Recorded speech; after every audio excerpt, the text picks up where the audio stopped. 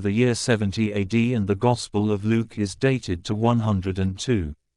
Development of the Christian doctrine approximately 75 AD. The Gospel of John was the last, written between 90 and 100 AD, at a time when we know the doctrine of Jesus's divinity was already well established.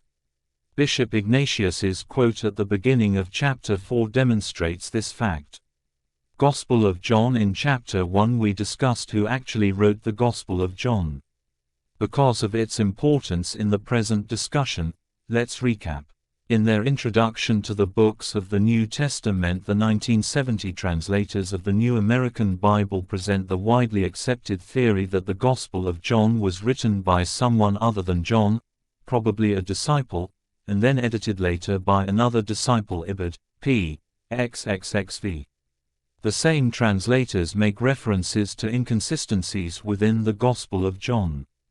These inconsistencies were probably the result of later editing that introduced additional materials.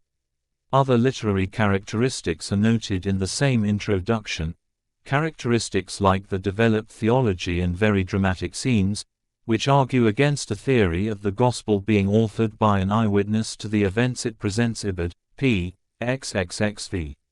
In other words, the Gospel of John was written not so much to present the historical facts about the life of Jesus Christ, but to present and explain already established dogma. Translators also note special problems in translating the Gospel of John because of its technique of repetitive phrasing that makes uncomfortable English. Ibid. P. XXXV. In John 1:14 and 18 and John 3:16 and 18, the words "only Son" directly contradicts the numerous assertions that all righteous people are sons of God, and the biblical references to others, like Israel, as God's firstborn son. As mentioned before, apparently Paul himself did not believe Jesus to be God's begotten Son. In Romans 1:3-4 he explains that Jesus was descended from David according to Jesus as the Son, 103 the flesh, and then was declared to be Son of God as taken from the New Revised Standard Version of the Bible. The 1970 edition of the New American Bible translates the above word declared as made and has a footnote indicating it could also be translated as proclaimed. Whether Jesus was made, declared or proclaimed the Son, research clearly indicates a different kind of sonship, one we all can strive for. It is interesting that only 2 verses before the description of Jesus as God's only Son in John 3:16, the Gospel calls Jesus Son of Man. In fact, this whole section of verses needs to be examined together. Jesus is speaking with Nicodemus, a Pharisee leader.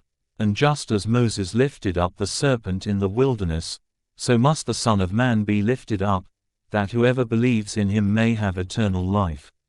For God so loved the world that he gave his only Son, so that everyone who believes in him may not perish but may have eternal life. Indeed, God did not send the Son into the world to condemn the world, but in order that the world might be saved through him. Those who believe in him are not condemned, but those who do not believe are condemned already, because they have not believed in the name of the only Son of God. John 3:14-18. New Revised Standard Version. If these are the actual words of Jesus, as the passage seems to indicate, why would he not say that the world might be saved through me and those who believe in me are not condemned?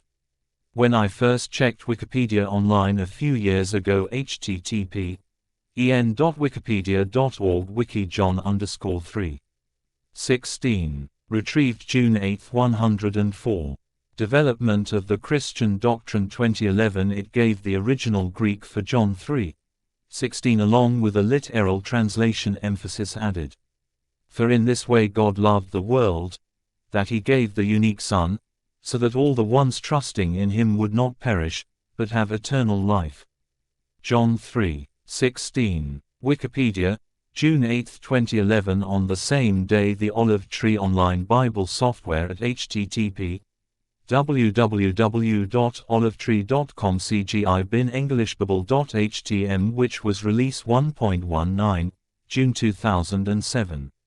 retrieved June 8, 2011 showed that in all 4 verses of John that call Jesus the only Son, the literal translation of the Greek word normally translated as only might also be translated as unique.